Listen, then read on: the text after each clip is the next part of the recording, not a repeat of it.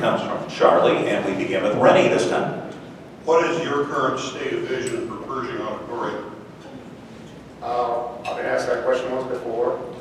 A lot of people ask me that they would like to convert Pershing Auditorium into a library. As of my personal opinion, I don't have no problem with it whatsoever, except I would not agree as a city support. All the people, if they want to sell, you got a lot of supporters. They could have it. They got the building, they got the land. If they want a library, go for it. But the city should not be involved in that part. Financially, sorry. All right, and Chris.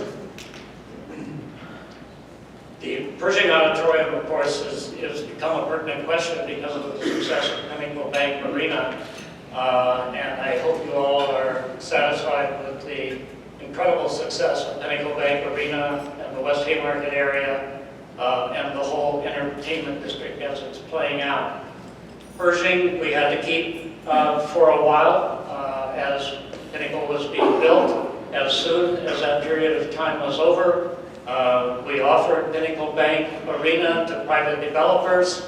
Private developers did not come back at first with anything that was not too costly for the city. I'm very interested in putting that site back into private hands. Hopefully, it's a very important and prominent site. I would like to be sure that some regional headquarters or some company that was going to provide more jobs to Lincoln would be attracted to that site, because that would be my ideal.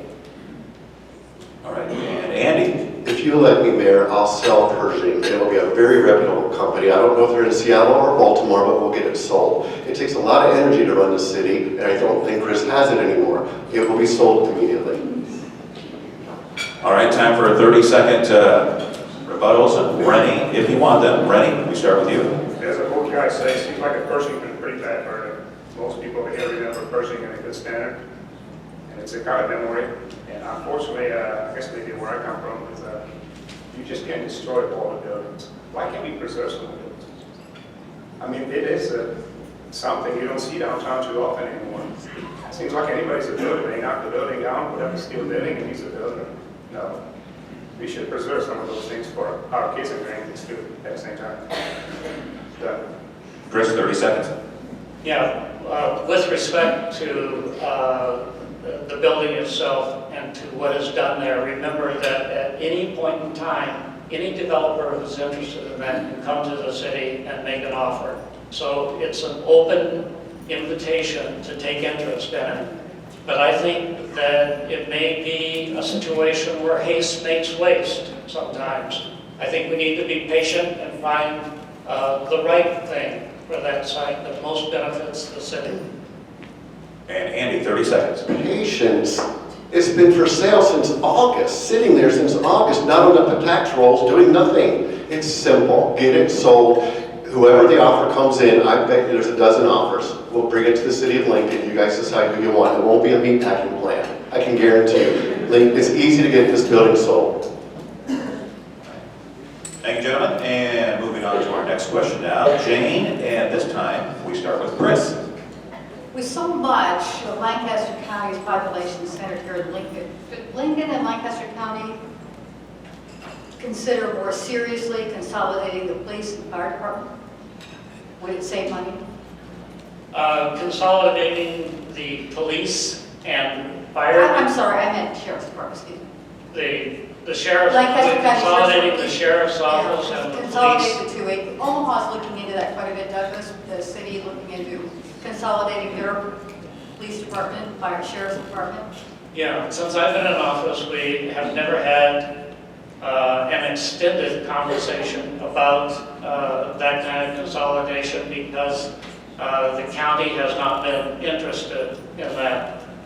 We've had a lot of conversations about consolidation with respect to other entities in county and city government, but there has never been sufficient interest to continue exploration of those ideas to date.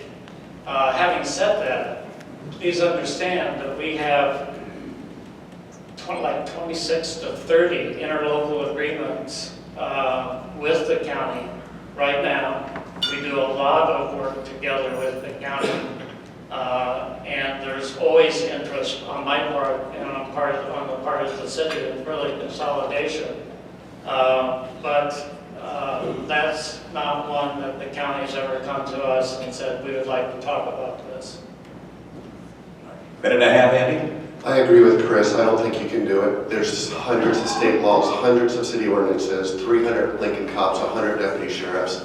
If I read the statute correctly, Terry Wagner, then the sheriff would be in charge. I don't think you can do it. It would be a massive undertaking. The cost of it, trying to save some money. I agree with Chris. There's been a study done where you can fold the city clerk's office into the county clerk's office. It was very well detailed by Ann Post. There's a very good plan to fold this city treasurer's office into the county treasurer's office. You can combine city and county. I don't think you can do it with police and sheriff. Rennie? I guess this might be the first time we might agree to all three of us on the same subject. It's a fact and reality that I got a friend who was working for sheriff department and worked for police department. He would never work for police department again.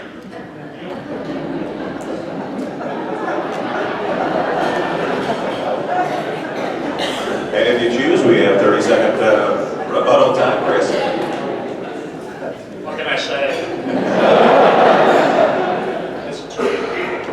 Andy? Yeah, I just don't, you know what, we could have meetings about it and think it through and see if we can do it. I just don't think it's there. I've been involved in those meetings now for 20 years. I was with the sheriff's department a long time. I know all the roadblocks that we couldn't hurdle in the discussions. Rennie, did you want another 30? You're good. All right. Moving on now, Charlie. You have the next question, and we begin with Andy. Downtown master plan envisions enhancements to M Street between the Haymarket and the Antelope Valley area, similar to those just being completed on P Street. How do you feel about that project, and how hard would you press to see it completed as currently written in the master plan?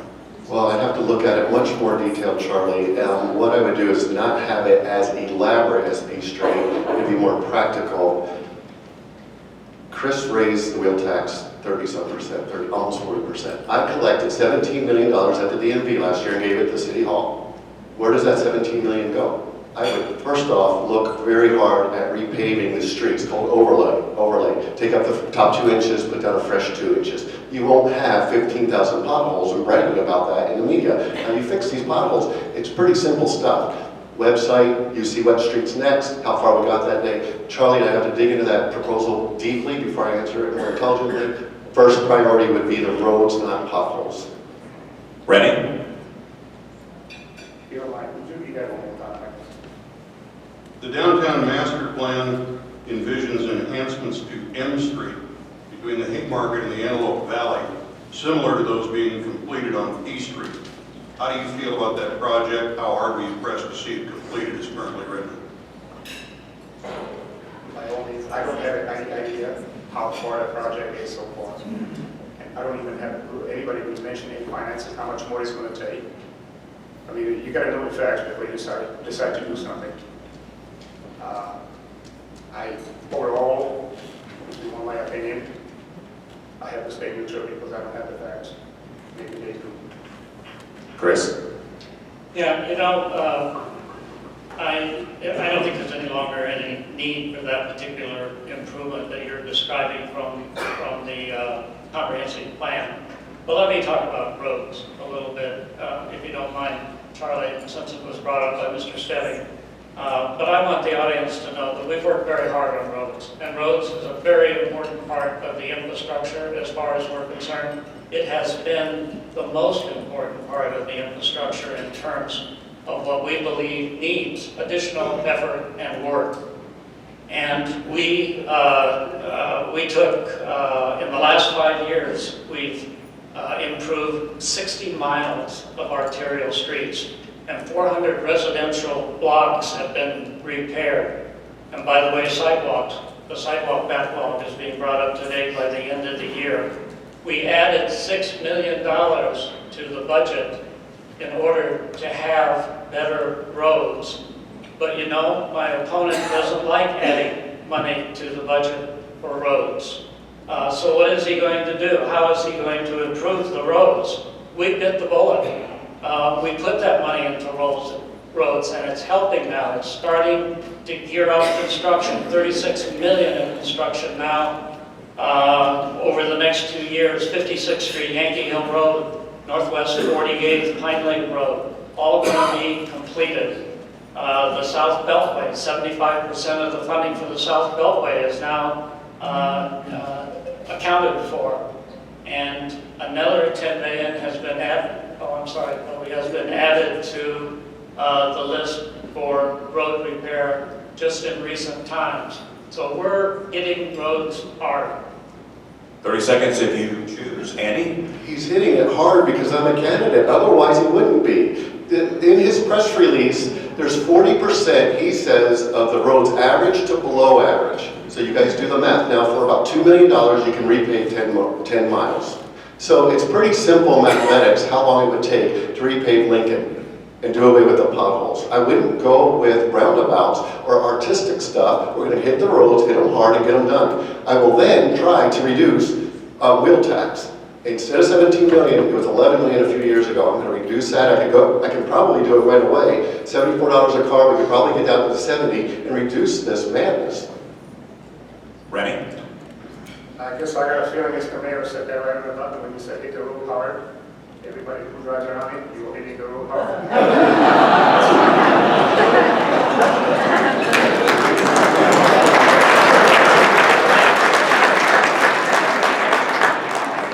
Sorry, I wanted that, but anyway. A lot of the repairs should be done with the new construction. So what he mentioned in this, which is all right. But how about the repairs, you know? I went down to Ninth and South, so I know a little bit about that, but thank you. And Chris, 30 seconds. Yeah, I think it's time for Mr. Stebbing to start coming up with thoughts to you all about where he's getting the money. You know, he's adding 40 police officers, millions of dollars every year. He doesn't like the sales tax or the public safety bond issue, so he's going to have to come up with $20-some million there, plus the relocation of fire stations, another $14 million. And now he doesn't like the road conditions. He's going to have to come up with money there. Paving one street for 1 mile is $10 million at least. Where is Mr. Stebbing coming up with all of this money that he finds should be found someplace? Next question.